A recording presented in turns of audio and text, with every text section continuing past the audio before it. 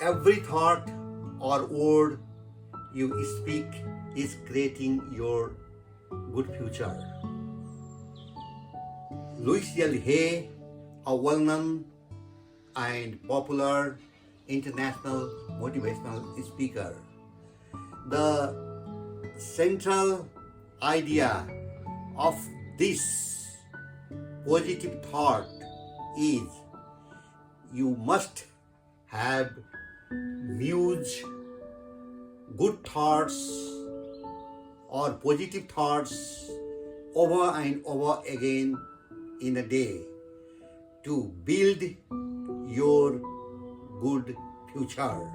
So you must have to evade negative thoughts as quickly as possible from your mind.